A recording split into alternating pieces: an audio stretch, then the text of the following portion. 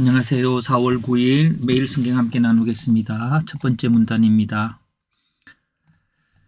가난한 자일 경우는 해질 때에 전당물을 돌려주어야 합니다. 어떻게? 전당물을 채무자의 집에 들어가서 취하지 말며, 왜냐하면 하나님 앞에서 공의로움을 위해서입니다. 공의로움.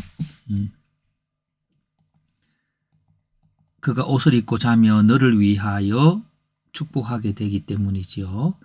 두 번째, 공공하고 비난한 품꾼은 형제든지 객이든지 학대하지 말며 그 품삯을 당일에 주어야 한다. 왜냐, 이것이 죄가 되기 때문입니다. 왜 죄가 되냐면 가난하기 때문에 그 품삯을 간절히 바라고 여호와께 호소하게 되므로 그 지체함이 어려움을 주는 것입니다. 예. 그래서 그걸 좀 더 다시 적어보면은 그 품삯이 오늘 그들의 양식이 됨. 가난한 자는 그렇죠. 예. 자, 각 사람은 자기 죄로 인하여 죽음을 당해야 됩니다. 아버지가 자식들로 인하여 죽음 당하지 않고 자식들이 아버지로 말미암아 죽음 당하지 않습니다. 객이나 고아의 송사를 억울하게 하지 말며 가부의 옷을 전장 잡지 말아야 됩니다. 어떻게 해요? 우리가 애굽에서 종되었을 때 여호와께서 거기를 속량하셨기 때문에요. 그렇다면은 하나님께서 종에게 자유를 주는 구원의 일을 행하시는 거죠.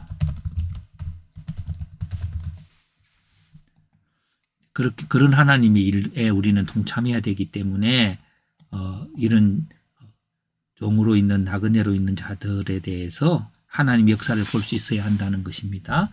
다음, 밭에서 뺀 곡식단 하나를 가져오지 않았다면 그것을 그대로 남겨두어야 됩니다. 예, 왜냐하면 하나님께서 내 손으로 하는 일에 복을 내리실 것이므로. 왜 복일까요?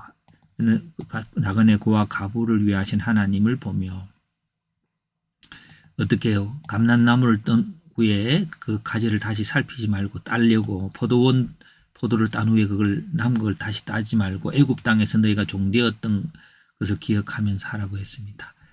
객이나 고아나 가부를 위한 몫을 남겨두어야 한다.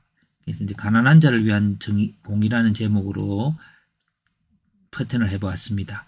목적, 근거, 국한 자애라는 정의, 제도.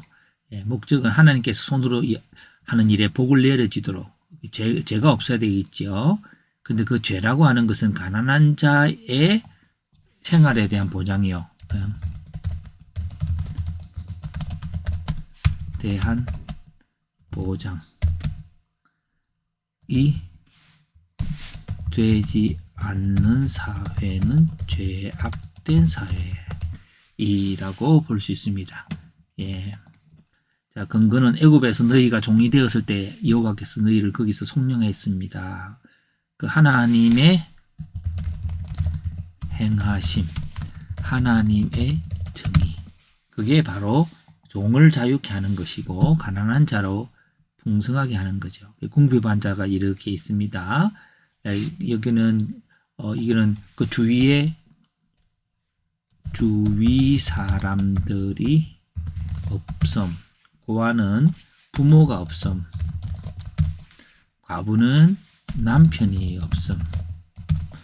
뭐 가난한 자는 여러 가지 이유가 있겠죠. 제도는 다 따지 말고 남겨두고 또 전당물도 그 집에 들어가서 직접 가져오지 말고 품삯을 당일에 주고 해질 때는 전당물을 돌려주고 중요한 전당물일 경우에 그렇게 했습니다. 해석을 한번 해봅니다. 하나님께서 가난한 자, 곧 객이나 고아, 가부와 같은 자들을 위한 제도를 말씀하십니다. 가진 자들의 권리만을 생각하고 가난한 자의 생존을 보장하지 않는 태도는 하나님 앞에서 공의로운 것이 아닌 죄가 됩니다. 추수를 하고 남겨두며 전당물을 가지러 집에 들어가지 말며 가난한 자의 옷과 같은 전당물은 해질 때에 돌려주어야 하며 품삯은 당일에 주어야 합니다. 구제하는 자는 성실함으로 다스리는 자는 부지런함으로 하라고 로마서 12장 8절에 말하는데요. 구제의 시간적 요소도 중요합니다. 이게 구제라고 하는 것은 내가 준다, 내일 준다 아니라 오늘 주지 않으면 안 되는 거죠. 시간적인 요소가 중요합니다. 시간을 지체하는 것이 죄가 되는 것은 시간이 지체될 때 생존의 위협을 받기 때문일 것입니다. 가난한 자를 보호하는 제도는 공동체 전체의 공의가 되고 그 공의가 공동체 전체의 축복이 됩니다. 하나님께서 애굽에서 나그네로 종으로 살아가던 자들을 자유의 땅, 자신의 기업이 있는 땅으로 인도하십니다. 그런 하나님을 믿고 예배하는 이스라엘 백성들의 사회는 그 사회 속에서의 약자, 가난한 자들을 배려하고 보호해야 합니다. 이렇게 하지 않는 것은 죄가 되며 하나님의 축복을 포기하는 일이 됩니다. 예, 그렇습니다. 그래서 오늘 특별히 아들이 잘못하면 그 아무래도 부모를 같이 벌하지 말라고 했던 말을 한 번 더 적용점으로 한번 봅니다. 아들이 잘못하면 우리는 그 부모를 욕하기도 한다. 남편이 잘못하여 죽으면 아내는 가부가 되고 불행해지듯이 마찬가지로 자녀와 부모가 깊은 관계가 있다 하여도 한편이 잘못되면 그 깊은 관계만큼이나 어려움을 겪게 되므로 우리는 아들의 잘못으로 부모에게 죄를 돌려서는 안 된다. 그들을 피해자로 보면 좋겠다. 마치 부모를 잃어서 고아가 되고 저다 나그네가 되는 것처럼 피해자로 볼 수 있었으면 좋겠다 했습니다.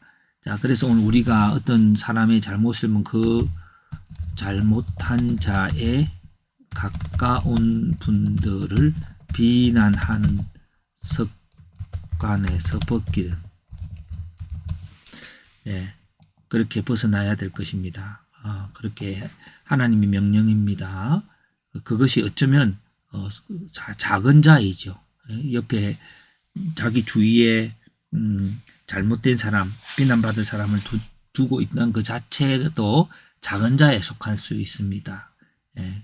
그래서 과부가 남편이 일찍 돌아가셨다면 그것으로 인해서 작은 자가 된 것처럼 오늘 이런 것들을 오늘 맥락 속에서 한번 가난한 자가 된 자들을 그 없음을 우리가 채워줘야 되지, 그 없음을 가지고 우리가 비난하거나 또 우리가 착취하는 대상이 되어서는 안 될 것입니다.